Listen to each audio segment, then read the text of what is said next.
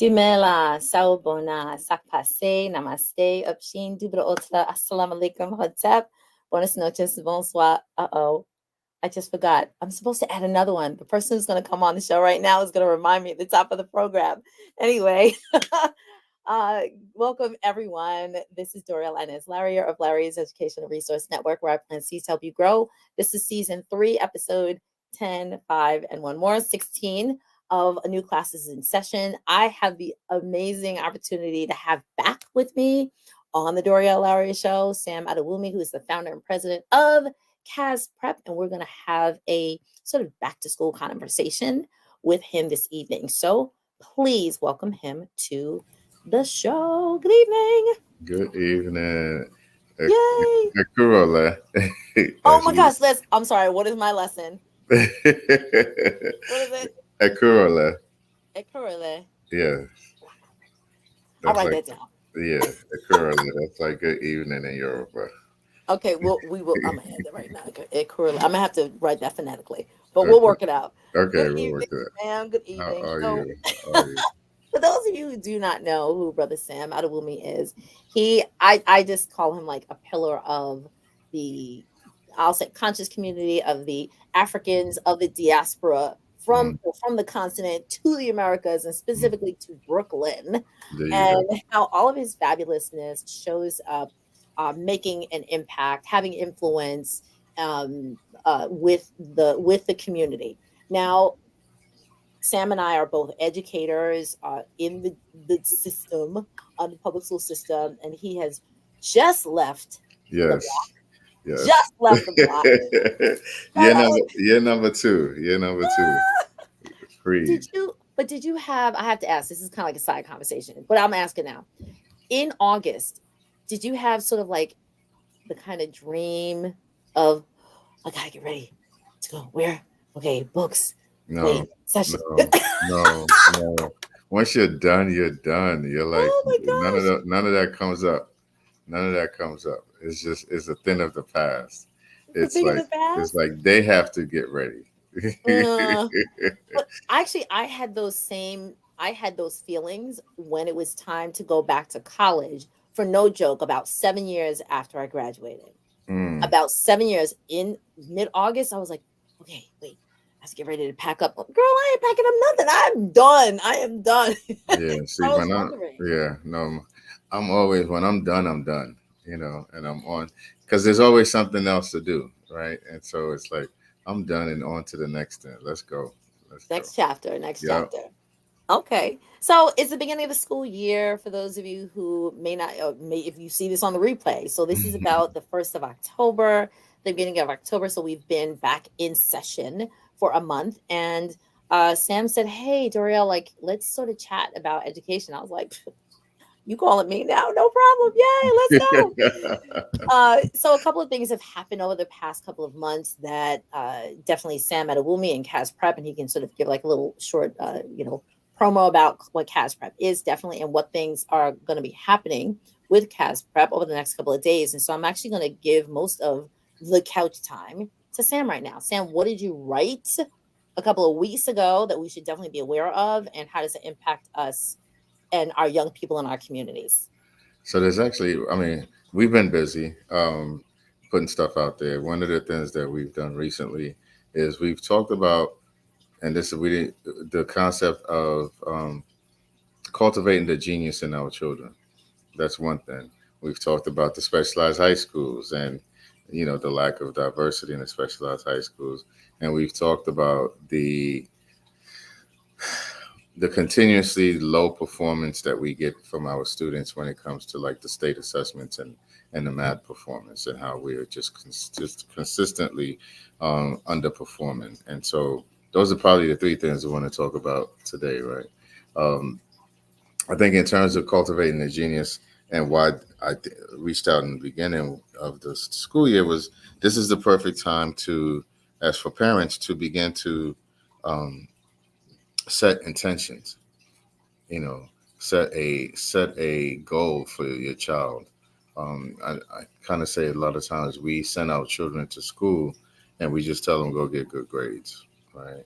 but we never really tell them why. We never tell them what this is going to be about. We never tell them what the importance of that is. And for us at CAS Prep, it's never about going to go get a job. It's never about go get good grades so one day you can get a good job. No, that's not why we exist. That's not what we have, and hopefully that's not what we're still telling our students about about why they need to go to school.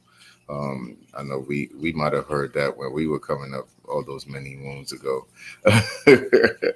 but that should not be the case in today's day and time. Hold on a So, second. mhm,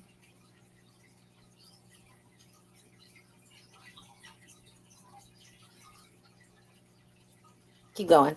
okay, okay. So so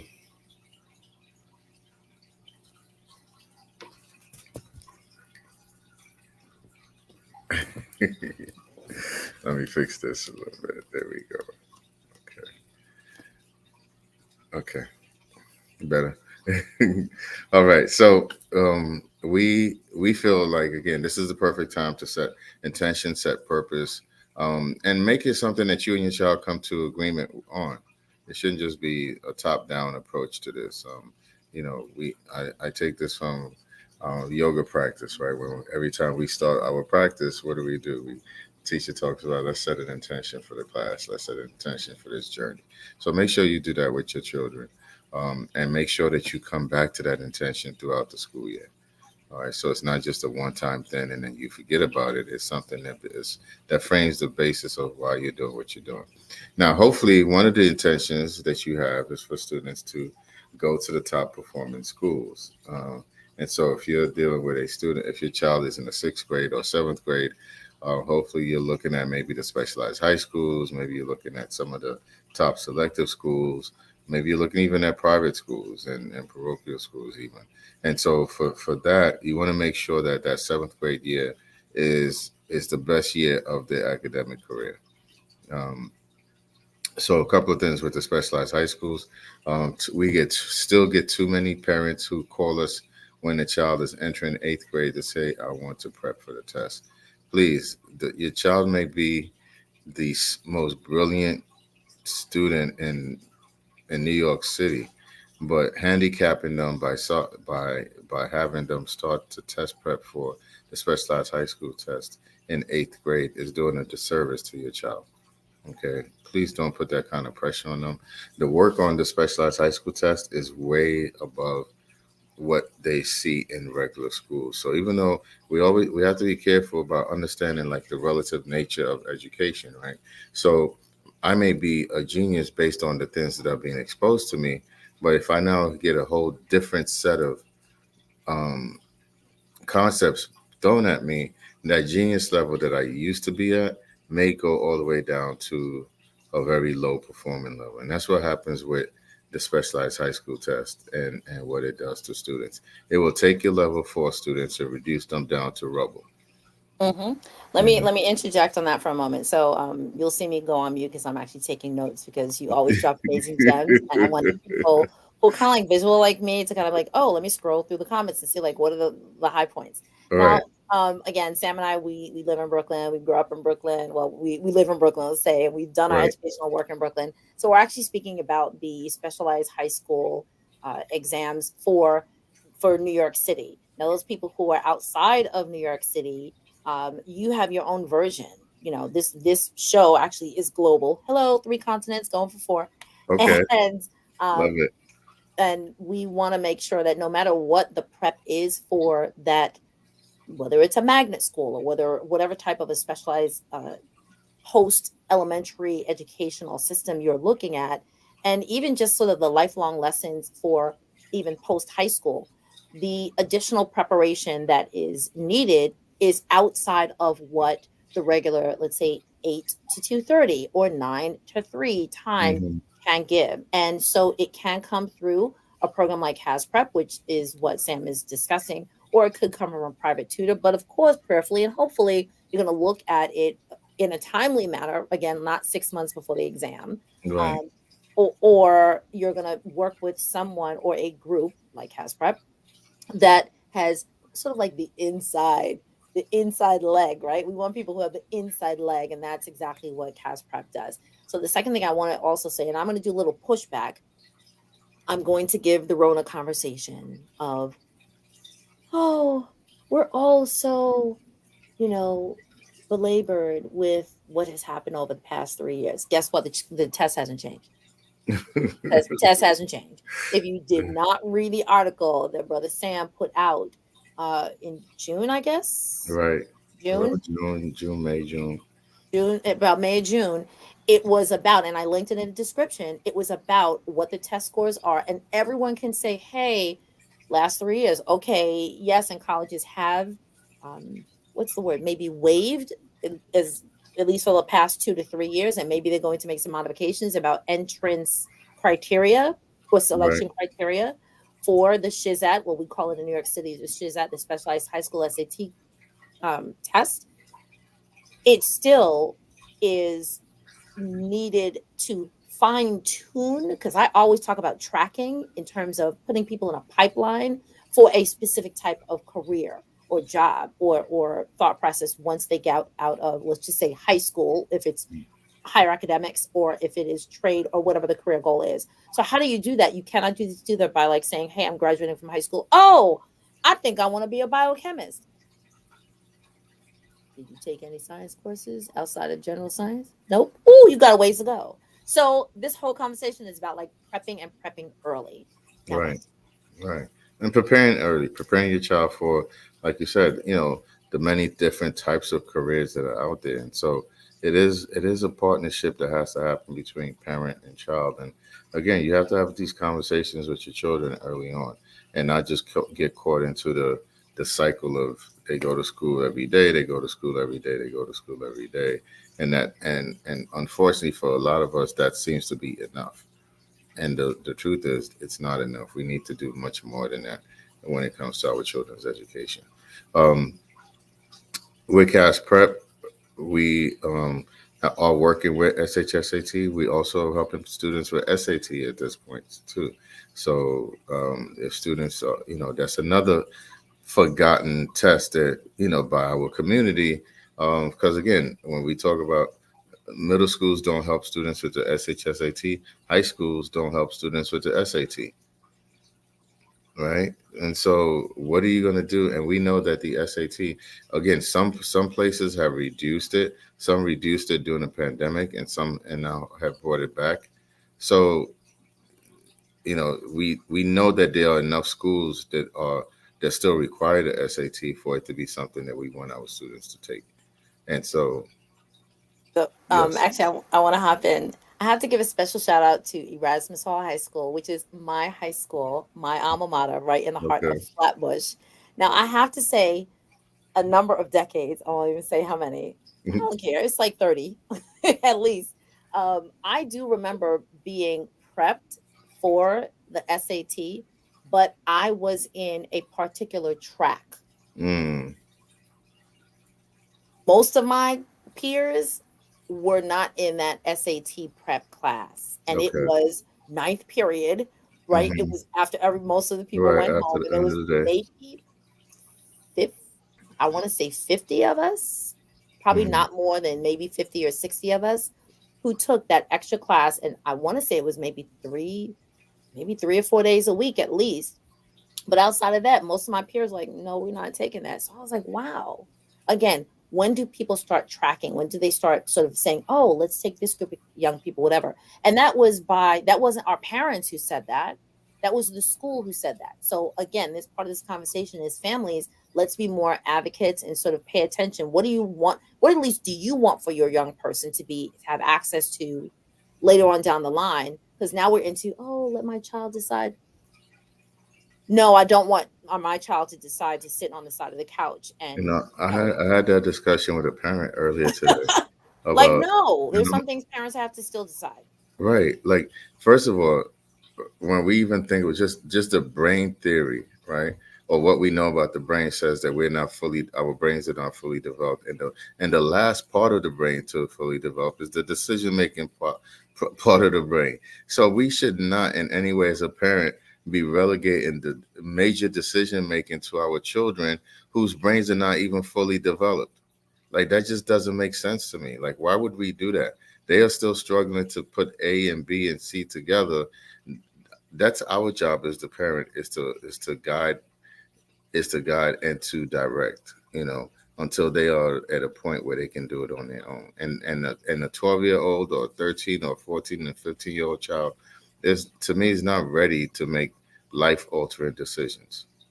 And you know that that could very well be debated, but that's not the conversation that we're gonna have tonight. Well, But in well, terms of well, academics, you go to right, school until at least you're right, 20. right. And again, it flies in the face of what we know about the brain, right? And so I'm just, as a scientist, as we, there are things there are things we know, and whether or not we don't want to agree with it or not is just, it is what it is. Um, you know, all we all have a certain level of time for developmental things to occur. That's why human society has moved the way it has moved over time, because we understood that a 14-year-old is not an adult, but we can begin to train a 14-year-old as an adult. We can create a rites of passage program that teaches them what that looks like, but we're not giving them at 14 years old the reins to the castle and saying, "Hey, go." But anyway, uh, Perfect. though we do believe in teaching critical thinking, that's one of the things we do well at CAS is through our exploration of reading comprehension and mathematical skills. We do believe in critical thinking and helping students be able to take information, put it together, reason around it, discuss it, and come to like conclusions that are based on different evidence that they've been exposed to. I want to. I don't know how much time we have, but I do want to talk about some of our programs that we have Sure. for the fall. So we just started our fall program, and we have open enrollment. So we have a full fall program where we have the SAT work, we have the SHSAT work, we have grades 3, 4, 5, 6, and grade 7 is SHSAT grade. Grade 8 are SHSAT students getting ready to take the test. And at this point, I don't want to, if your child hasn't already been involved in the test prep program, I really would say it's kind of late to get them involved if they're an eighth grader. I just think it's a lot to ask of a child at this point if they haven't done it. That's just based on my 10 years of experience of working this test. That we haven't had one student who's ever been able to take 4 weeks of test prep and pass. It just doesn't happen. Correct. And so I will say that if your child is let's say the average student, let's say 80s or so, 85s, and that's their, was like their nomenclature, like that's like their kind of foundation, and they've been kind of like easygoing. But if there's a little push that needs to happen, um it could be like, oh my goodness, like this is a lot. And if they have been in a, let's say, a either upper elementary, so I'm talking fourth, fifth, and they're really soaring high, and their teacher says, hey, you know what, I think you should add this because they're almost there and they just need that little push. Take that wise advice from the teacher. And so when they leave elementary school, if you're in a K-5 school and you go to a middle school 6, 8, and they're getting into sixth grade, if you're early, like first few 4, 6, 8 weeks of middle school and sixth grade, that a teacher says, hey, I noticed something, please take that advantage. Because I personally, as an educator, have done that for my elementary school students. I'll tell a parent, listen, you have a student, or you have a child who they really should be in this type of a program. Not Hmm. everybody, it's not for everybody. It's But if true. It's your not for everyone. goal, right, like I'm not going to advise a student who is sort of running like, 70s, and they're like, oh, like this is my best, but it's, they can do much better. I'm not going to push that because it's going to take them over the edge. And that's no shade. I'm not thinking about the genius of the child, but I know that there are certain students that are like, look, this is just my best. I'm Right. not going to put them in this type of a SAT program unless they Right. show some initiative, some determination, some promise that they see in their own self, Mm-hmm. right? So just like you're saying, you're not going to put someone in 4 weeks before the exam. Oh, let me give them a little brush up. If they're 70s, no, no, don't do that. Even Don't if do they're that. 80s. Okay, Even if okay, they're 80s. I mean, and even the 90s have to be 90s based on their academic performance, not on they do their homework, they don't correct. misbehave in class. Not, they have to be level again. They have to be top level for us, and beyond that, be able to pick up information quickly, retain it, and process it quickly. And it's a lot to ask for. There's a lot to ask for. Again, that's why I seriously want to just let parents know, if you're serious about getting your schools into these specialized high schools, which are the top schools in the country. Was a U.S. News and World Report just came out with Yep. their rankings again, and every single specialized high school is in the top 100 of schools in the United States. So if you want to get your students to have that opportunity for that experience, you want to get them involved from seventh grade at the latest. Don't I'm gonna wait. fi- I'm gonna find that report and put it in the chat. Go Right. ahead. All right. Please don't. Please do not rely on my child is brilliant and they'll be able to pick this up and they'll have done well through school. It's not that type of thing. So I know that scrolling down, our full program is at tinyurl.com, CAS Prep for 2023, and that's the one where we have all the grades represented. We have the SAT program going on. We have the SHSAT program. We have something that we do called community building time, where we explore culture, we explore history, and so not only are your students being prepped or being exposed to high level instruction and high level curriculums, but they also get a sense of self and a sense of of history from from a historical perspective. That doesn't cut anybody out. As a matter of fact, exposes what has happened, and we're not afraid of that. I think that's important that we speak the truth about the history of the world. So, we have different themes for our CBT, our community building time. This particular fall, we're going to be working with the hip hop. We're going to be working with the celebration of 50-year anniversary of hip hop. So our students are going to we're going to do a deep dive of our next 10 weeks into the history of hip hop. And so that's where we are with it. We believe in our children being scholars, not just again for what they need to do in school, but for themselves, for life. We want our students to be able to walk into different rooms and speak truth, right? And be able to say, hey, this is no, that's not really what happened. This is what happened, right? Or that's not what that song really means. Let me tell you Right, what it really means. Did you listen to all of the lyrics? right. So I'm And glad. I'm so glad. and we also create, along with all of our themes, there's always also a project. So our kids will be writing their own songs and performing their own songs by the end of the. So we have a lot of fun in learning at CAS. We're very committed to our students being at the top of whatever the top represents for them.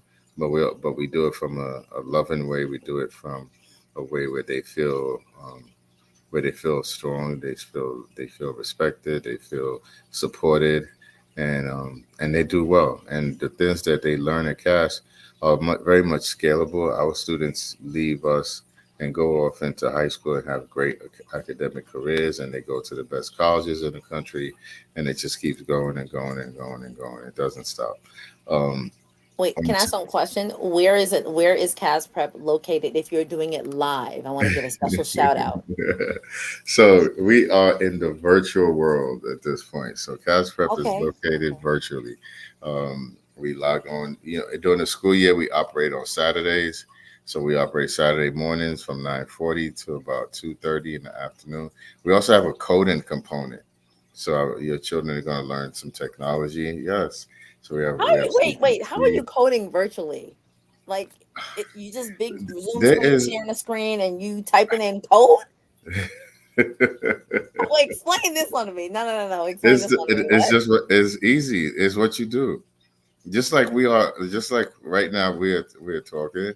And there's other screens on our computer, right? I can go into um, a program. I can from here launch into a program that has, let's say we use Snap coder language. I can open up a Snap account, and I can open up a Snap project, and I can code, and me and you still have this conversation right as we're talking right How am I learning it? Is you gonna share the screen? now. I'm trying to be very elementary here because this is No, new. I'm just saying it is even before we were doing this before the pandemic. I actually happened to my last class that I taught at Brooklyn Tech was a computer science class. And it was pretty much virtual. We were doing it we didn't need the classroom to teach. Our kids could log on and could have done and did their work um, virtually even before the pandemic. So when the pandemic hit, that was actually one of the courses that the students actually flourished in because they didn't have to be in person for it. I love it. So Okay, yeah, so no, okay. that's an easy one. Actually, that's an easy one. So just Uh, the fact that these young people, I just have to interrupt. Just the fact that these young people are investing is the best word because some people may be like, "You in class from 9:30 to 2:30 every Saturday." It's an investment, and it's an as we investment. said in the beginning, it's not every child that is in this program or that their families make a decision, right? They set an intention that this is going to be part of their, Right, preparation for right, right, best track in the right, public school system right, in New York City, right? They're right, making a conscious investment, right. right? Because some And, other communities, and we talked about this on the first time that we spoke, probably the first and second time, it was hmm like, there are other communities that they're like, no, this is what we do. this is what we do. Right, This is a part of us becoming the next whatevers, right, the attorneys, the right, physicians, right, the engineers, the architects, right, because the parents set that intention. right, And the children were like, yes, okay. right. And they benefit from it. No, right. We're not reinventing the wheel. We're not saying anything that hasn't been done already. And for many of us, some of us went through this ourselves. And yeah, same Mhm. here. I was top of the class and still went to summer school. You know, Here we go. I mean, so sometimes we want to take well, you take the brakes off when you've accomplished what you need to accomplish. Till then, we keep pushing. That's our philosophy. we keep going. Um, I also want to talk about our free program. So we know that math is one of those subjects that makes people break out in sweats, and people run away, people shut down, heads go down on the table when math class opens up. And so we are here to say, you know what, math is fun, math can be engaging, math is beautiful, math is one of the things we need to survive. Math helps us order the world, helps us keep our money together, helps us create these laptops that we have, and these computers and these cell phones. If not for math, these things would not exist. So we do have a free math program, and that actually starts off next week. So the link is up there for anyone who wants to register. And you register, and you'll get a confirmation email letting you know that we acknowledged and we received your registration. And a few days before the program starts, you'll get the link for the class, and we will meet on Wednesdays during the school year, during Wednesdays from 5 o'clock to about 6:15 during the school year. And so it's open to anyone. It can be open to adults who want to revisit you know, something that they didn't get when they were younger. If you're still struggling with fractions, you're free to come into our fifth grade math workshop and get some help. Fifth and sixth grade math workshop, get some help with fractions. If you never really understood what algebra was all about, drop into our eighth grade math workshop and get an introduction into algebra 1. Um, And so we have it available for grades 3 to grades 8. So it's there, it's available, it's free for everyone, and it's just our service to our community to help strengthen one of the key areas that we know that we constantly struggle with collectively. And so we want to help demystify this beautiful subject. Excellent, excellent. All right. So yes, if you are interested, if you feel like this is how what I hear still as a teacher, that new math. Let me tell you something, folks. The new math has been around for like 30 something years now. Yeah, Let's get on the ball. right. Come on. I tell people there's no such thing as new math. There's no such thing as new math. 2 plus 2 is equal to 4. It was equal to 4 when I was in elementary school. It still is equal to 4 now, and that has not changed. And so, if you've been dissuaded from helping your child in math because of maybe some notes coming home from teachers or so forth and so on, please do not. Please re-engage that subject with your child. I find that, and I've had that experience over these last 4 or 5 years with this new math concept where parents have told me that they've been told by teachers that they can't help their kids, and that is such bogusness to me as far as I'm concerned. Like we need parents to be involved in our children's education. So any curriculum that separates you or separates a parent from being able to help their child, there's a problem with that. It's just my basic stance on that, and I'll go down with that. We want parents to be involved. We don't want to tell them what they know is of no consequences, of no good. When at the end of the day, it's just a different teaching methodology, Right. but it's still the same math. It's still 2 plus 2 is equal to 4. And the Right. truth of the matter is, the more ways a child is able to do that, we call that fluency. So the more fluent a child is, just like in when we're talking about a language and we're trying to math has its own language. The more ways that a child knows to solve different types of problems, the more fluent that child is. So you want to always have increased fluency for your child. And so again, parents, stay involved in the math that your child is learning. Teach them what you know. As long as you know what you know is right, then Just then get you your can teach child them. to show you the way that four is made, whether it's now, let's say it's 14. So, because I'm going to use, is it partial? Well, let me Right, give something else. Let's say partial. 42. If it's partial product, if it's making tens and then some, you'll hear some of these words, or especially if it's multiplication, if it's the lattice method or the matrix or whatever it is, or the array model is what I'm trying to say, because I teach fourth.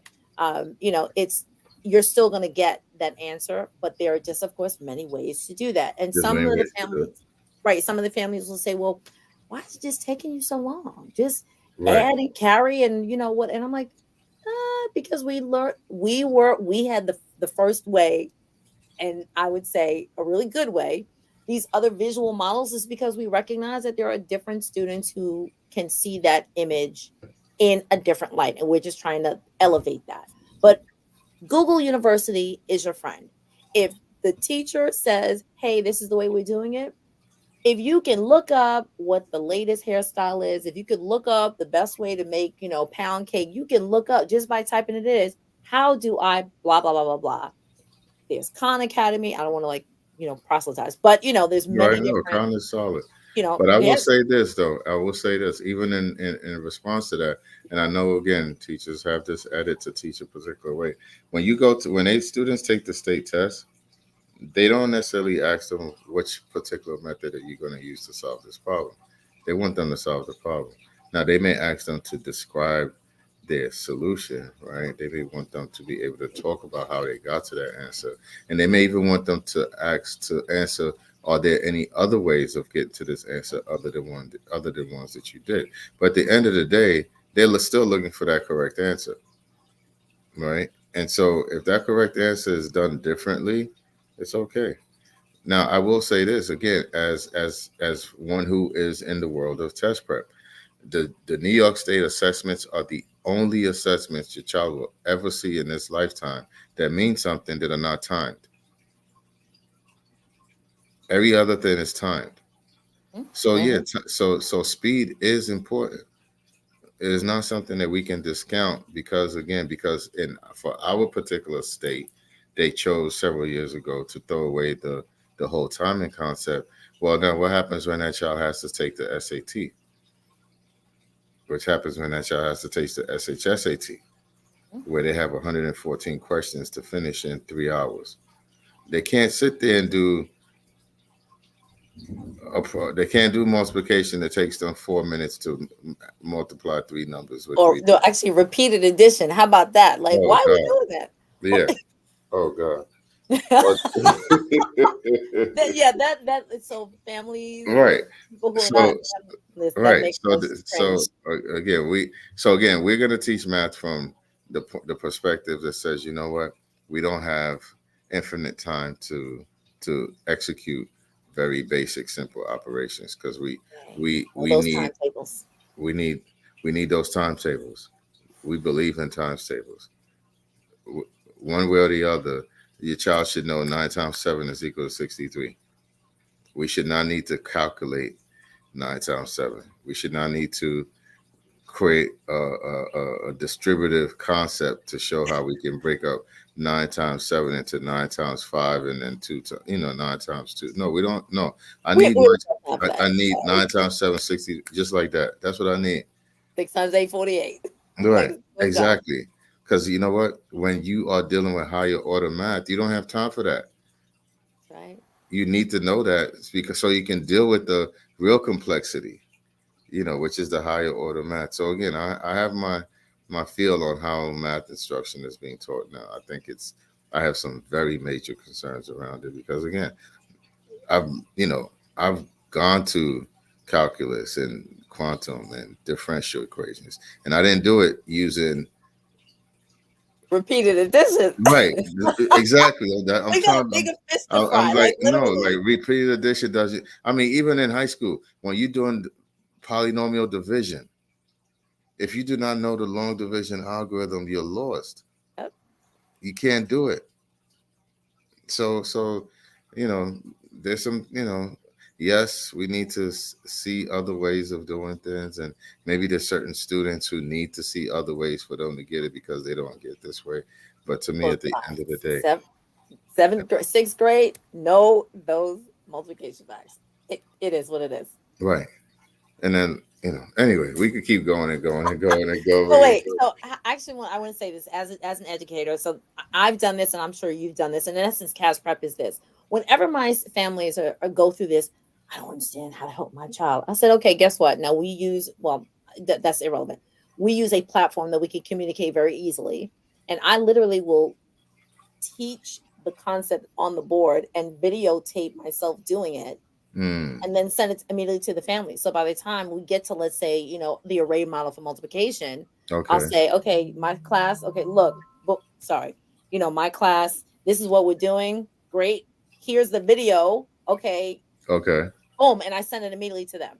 that's There are beautiful. many teachers and it only takes 30 seconds, 45 seconds or a minute for a teacher to record in real time and then send it. I'm sure you have your little YouTube library. Well, you have CAS Prep. I have my own little YouTube library. Let's keep it simple. I do it with math. I also do it with ELA. How do Hmm. you restate a question? How Right, do you write essays? What is the the right, layout? How do right. you do it well? What's a lead? What's a closing? Just make Yeah, many videos. Again, yeah. Google, if your teacher hasn't done it, Google University is your friend. Google and YouTube. I Well, do that's what I mean. Like, right. Google right, University is like the YouTube. internet, Yeah. but definitely, even again with Cash, I will sometimes I will go to YouTube and punch in exactly what I'm looking for, and Yeah. trust me, it will How pop do right back. I? It will pop exactly. It doesn't matter how off topic you may think it is. There's already a video for it. Is a video There's for a that. video for it. Like Staples. And oh yeah, and again, this day of technology, engage your children to learn how to research the stuff they need instead of it just being for play. Use it Yep. as a learning tool, right? Nothing wrong with the computer, nothing wrong with social media. Use it for the learning that you want your child to have. And so yeah, I fully support that. Fully support that. Okay, so you have your Wednesday program. I'm looking at the notes. You have your Wednesday free math program, and Hmm. then you said next week you're starting. So that's when the math program starts. That starts next week, and Okay, then the full program, the is the one that started this past Saturday, but it's open enrollment, so it's not too late. And we're starting with a fresh set of students for the SHSAT. We're going to have a powerful group already. We have a good number of students for that, and we're just really looking forward to the next year with them. So again, if you have a seventh grader and you're thinking about potentially sending them to a specialized high school, now is the time to start. Do not wait till the end of seventh grade. They'll be behind because again, just imagine I have a set of students starting now in September. And if I get a set of students coming in June or July to start, they will be 9 months behind the set of students that I have now, correct. right? And so the set of students that I have now will be in a much better position to be ready for the rigors of that assessment than the student who comes into me in July. Now I'll take them because sometimes you just find some rare gems, but it's not often. And again, I know parents, our children are the most amazing, most incredible, smartest things that the world has ever seen, and we're ready to showcase them off and let everybody know how brilliant our children are. But don't play those games with them. It's not worth it. You need to start early and let them begin to deal with the advanced material from now. A lot of students, the work that again as a teacher, I know when I was teaching middle school, we taught to the middle, and once we got the middle down, then we could see about exploring to the higher levels. Then we could see about upgrading the level of the question. But if the point of it is, if I've never seen a challenging question and all I've seen is middle level questions, then I'm great at middle level questions. And so I'm a genius when it comes to answering middle level questions. Mhm. And the truth of the matter is, that's what most of our children are seeing in school: middle level questions, questions uh, that don't require a lot of critical thinking. So, for instance, I will teach if I would, I'll just give one example. If I'm teaching the concept of average in middle school, the basic average question looks like this. A certain class has 10 students in this class. They score. These are their scores. What's the average? That's they test the concept of average, but it tested at a very basic level. Here's what the SHSAT will do. The SHS, and I'll give you two examples. The SHSAT will be 10 students. 10 students had an average of XYZ. If two of the students drop, and then two, no, let me give you a better one. Three students scored 85, five students scored 65. What's the average of all eight students?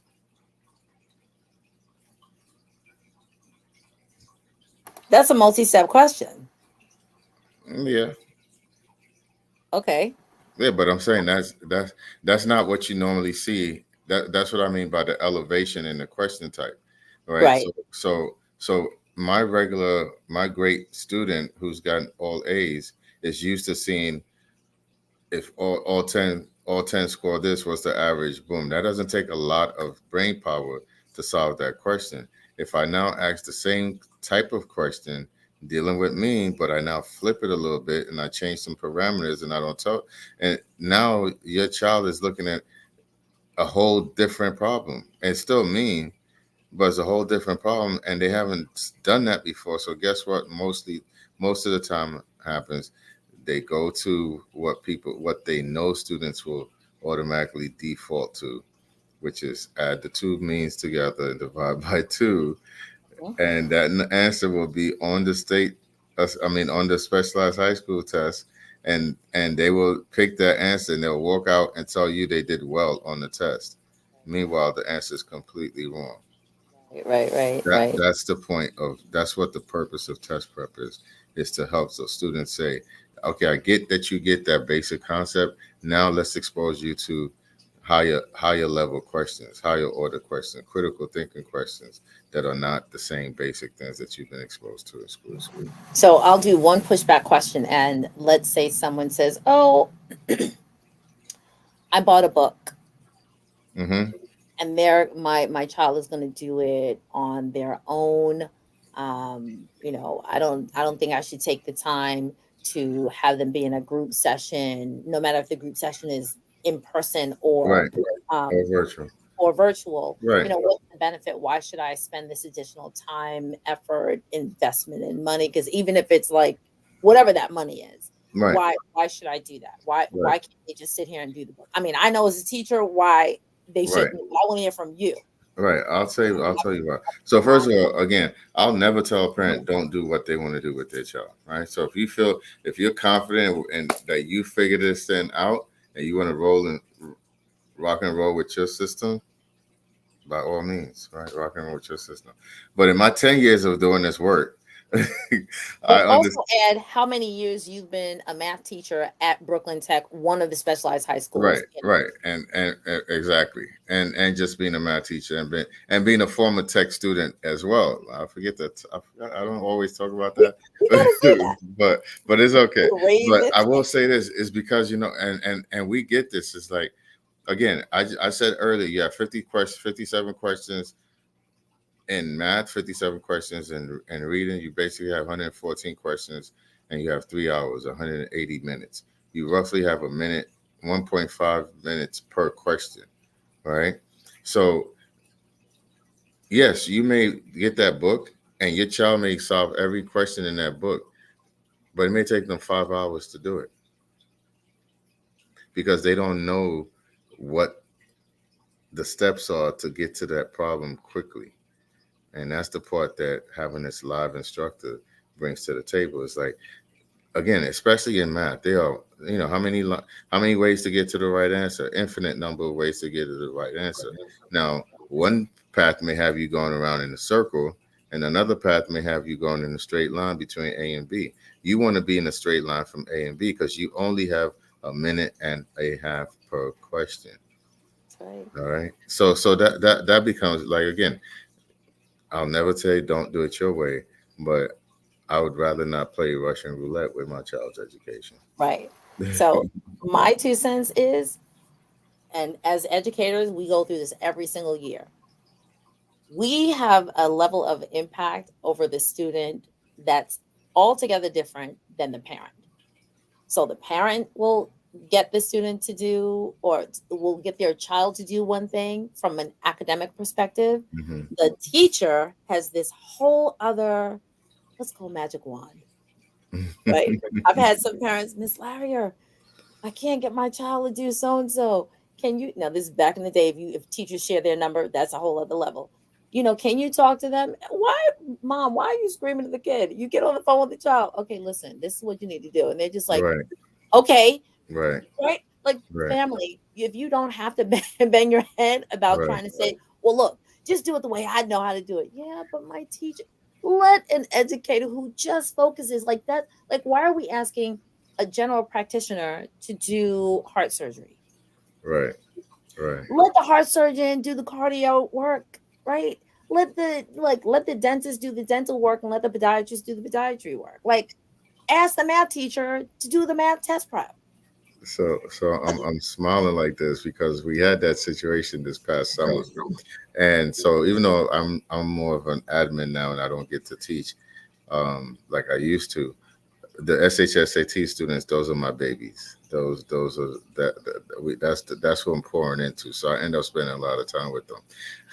So this summer, towards the middle of the summer, as we're going through the work, and again, same concept of students coming up with ways to get to their solution that would take that would take a long time, and I would now come in and interject. Okay, I get it, that's right, but This is where we're trying to get to because of the time Mhm. constraint that we have. Be efficient, Yeah, efficient.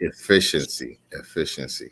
And so they came up with a term, and it was WWWMSD.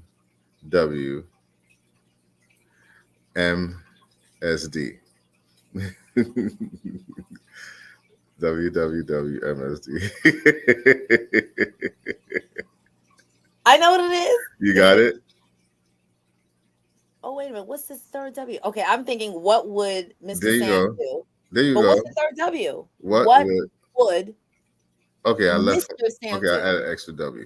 Okay, there we go. WW. W do F MSD. Yes, I WWMSD. love it.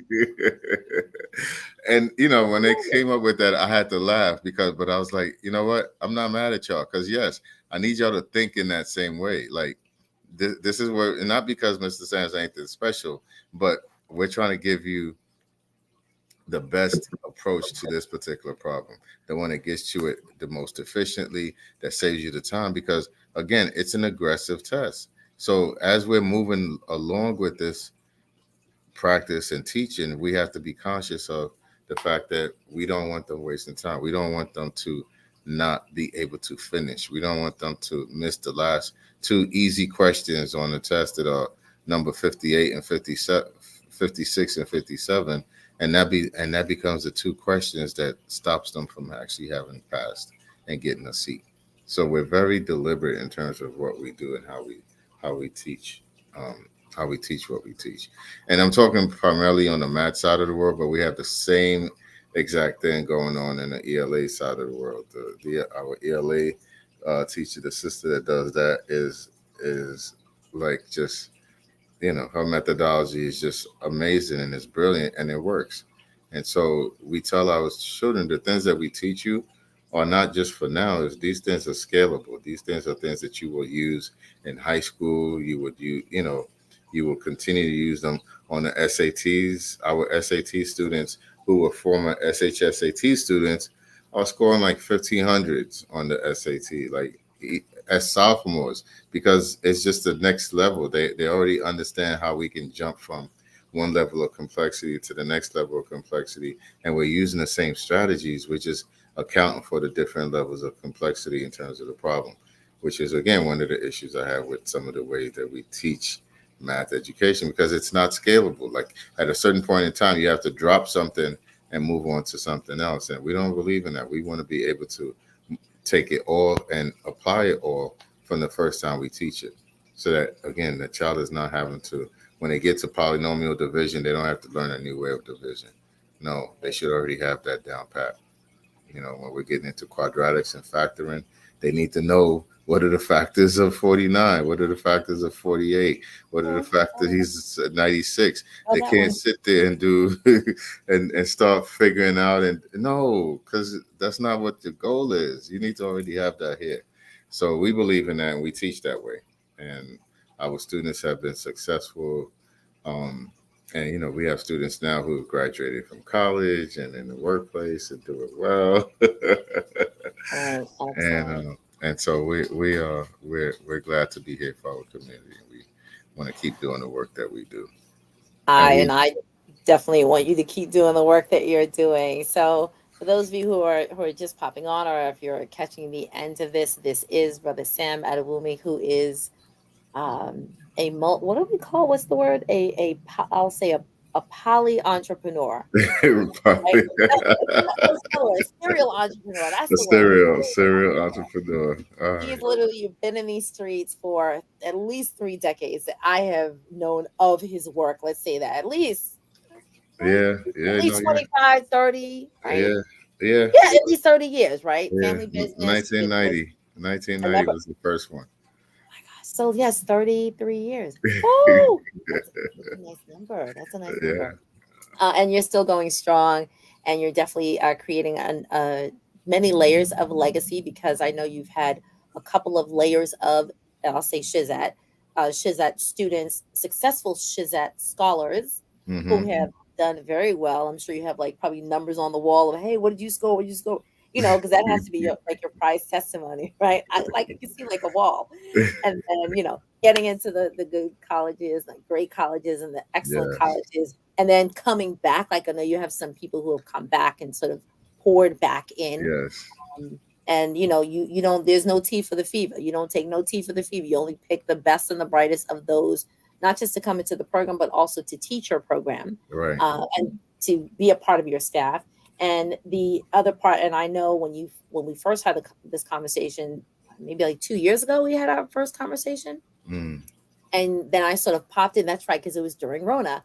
And I popped in to one of your Saturday sessions, and I was listening to the first part, like your cultural Right. program, Right. CBT. right? The CBT. And I was listening and I said, oh my goodness, this is amazing. And I think we were talking about, like, because I have a love of Black music and I play it for my young people at the beginning of their day, in the first couple of minutes. And a number of the students that I teach are actually not from, let's say, my historical and cultural community. But Mm-hmm. then by the end of the year, Mm-hmm. they're humming like, Mm-hmm. old Hmm. R&B, classic Right. stuff. We were studying jazz that year. Then when you came in, we were doing Right, right, jazz. right. Yep. And yet, their families are like, who's teaching you that? Like, Right. that's part of your class. Yes, it's a part of education. Yep. So you can be Exactly. well-rounded. Exactly. So when Exactly. something comes on a commercial, that you're not saying, oh, that should be attributed to this sports person or to this cartoon. No, that's actually a song from the civil rights movement, Right. or like old yeah, like old R&B. Right. Bless you. Like, Thank no, you. that's not Bugs Bunny, sweetheart. That's you know something a little older. But it's all a part of the mentorship. And I thoroughly just thank you so much for saying, hey, let's have this conversation again. I'm going to be speaking about this over the next couple of days and weeks, and I'm definitely going to refer people back to this conversation, that there are many layers to an individual. There's a physical aspect of, in terms of life goals and what you have to do. So physical, emotional, financial, Right. family, health, like all of these things are part of a person. And Right. you should not be getting, again, a cardiologist to address your foot problem. Mm. Get an academician, a successful academician, individual or group, to focus on the academic part for your child outside of the classroom. Because yes, as you said in the beginning, sometimes we send our young people to school and we believe that the school is going to teach them the be all and end all. And for the record, yes, there are a couple of states that are in our famous country that think that only some part of the story should be told. But Mm. here with CAS Prep, they Oh. take care of that as well. Right. Right. Absolutely. you know so if that's the passion and the purpose of the program, to develop that child holistically, Mm. we cannot talk about math without talking about culture. We cannot talk about even the ELA part without looking at some stories that have been either forgotten intentionally or pulled from the shelves. This program, CAS Prep, is going to re-infuse that, not even but infuse that, because Right. some of our DOE programs are not able to teach Right. such topics. Right. No, And you're right on it.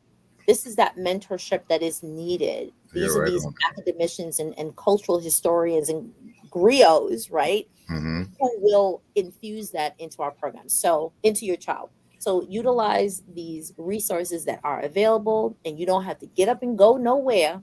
I said it like that. Push the live button. Get you some learning, like our great grandmamas would say. Get you Hmm. some learning in your There you head, go. There you go. so you can be It, the best it, and the it, brightest. it is very intentional why CBT is the first thing we do for the day. That is the first thing. Before we, like you said, before we get into X squared plus Y squared equals Z squared, we got to figure out who are we, where did we come from, what did we do? Get the mind right. Get the Get the mind mind right. right, you All know. right. And both, and you know what I find, that activity gives our students so much pride in who they are, and when they start talking about what they learn, and they start, I'm going to invite you back. I'm going to invite you back to, just to come to the session, but I'm going to invite you back to, yes, absolutely. And I wish we could, I wish maybe we could talk about how we broadcast it, because when we do that final culmination activity and those students, I can't even imagine what they're going to come up with right now when they have to do their own, We can do it. when they have to rap and show what they learned from Yeah. from the sessions. Let's plan that. Let's We'll definitely plan plan. that. Let's talk about that. Because I just know what they're gonna come up with. Our children are geniuses. They are so brilliant. When you give them a little bit and you tell them go create, I'm Beautiful wildfire. Beautiful yes, wildfire. yes, absolutely, absolutely. So we got to find a way to share that. We will do that. All right. All right. Peace and blessings, everyone. This has been a Learn to Grow You moment where I plant seeds to help you grow. I've had the amazing Sam Adewumi of CAS Prep Thank you, back Sister on the show with Doriel. us. And so now you've heard it from him. We're going to have this little follow up in a couple months to hear this final show. Look, I'll Oh, pop on. We'll do a little, we'll do look, something. We'll figure it out. We'll figure it we'll out. figure it out. It's gonna be amazing. It will be. So good night, everyone. I actually will be back live tomorrow night. So I actually do want you to set your notifications. We're going to be, I'm going to actually show it. I'm going to be talking about trauma and race. Sorry, it's a book. Mm, There we go. Just came out, like literally hot off the shelves, by Dr. Michael McCreary. And then I'll also be talking about the pink tax. So Dr. McCreary, Race and Trauma on Wednesday, October, tomorrow's fourth. October 5th. No, today's the 4th, right? No, Today's today's the the 3rd. third. Oh my goodness. So 10-4, race and trauma, or trauma and race. And then 10-5 about the pink tax. So stay tuned. Stay tuned. I love you all. Peace and blessings. It's a Learn to Grow You moment where I plant seeds to help you grow. Brother Sam, stay right there.